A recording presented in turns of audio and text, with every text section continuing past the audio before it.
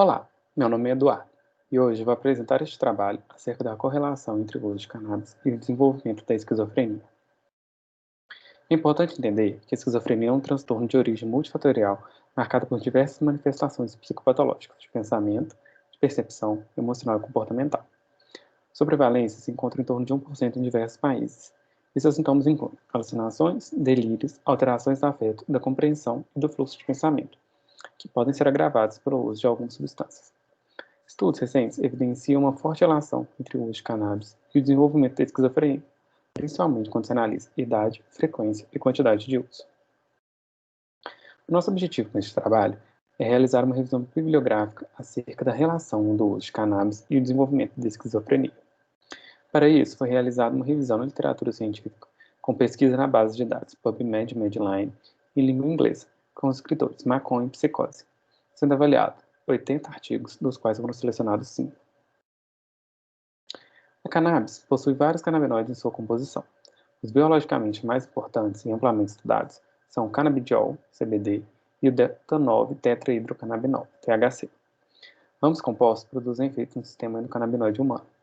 O THC, por ser mais psicotrópico, é a principal molécula a se relacionar com sintomas psicóticos e, por consequência, com a esquizofrenia, uma vez que atua como importante antagonista dos receptores CB1 do sistema nervoso central, havendo então evidências que correlacionam a ligação a este receptor, principalmente em regiões frontais, com o surgimento de sintomas psicóticos.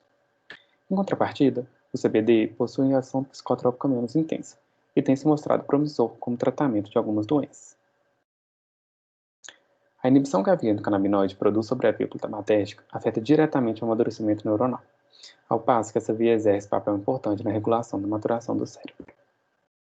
Sendo assim, o uso de cannabis na adolescência se mostra como um grande fator de risco ao desenvolvimento neural, uma vez que é nessa fase que se observa a abundante proporção de receptores CB1 em área de substância branca, o que tende a diminuir com o crescimento fisiológico do indivíduo. Associa-se também o fato de que as estruturas dessa região são particularmente mais sensíveis nessa fase da vida. Logo, entende-se que o uso crônico de cannabis durante a adolescência pode levar à desregulação desses receptores canabinoides, com consequências graves e extensivas em idades futuras.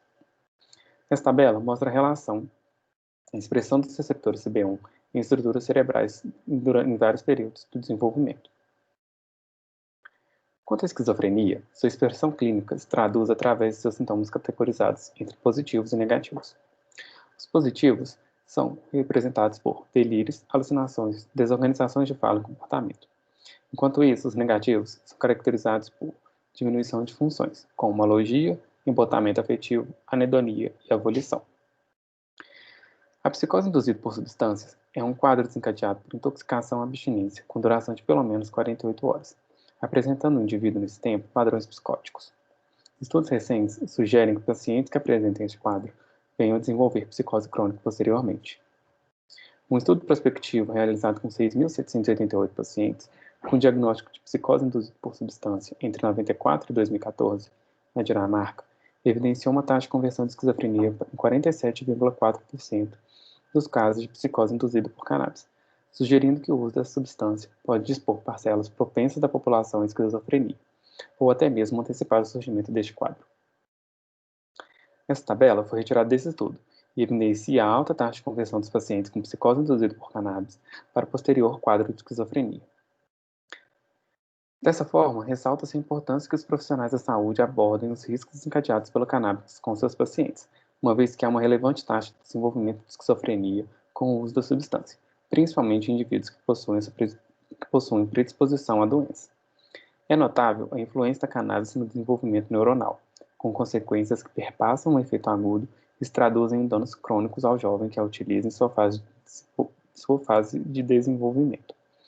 Cabendo então maior elucidação acerca desse tópico para a população, a fim de se evitar sequelas na vida adulta. Para finalizar, essas são nossas referências. Muito obrigado.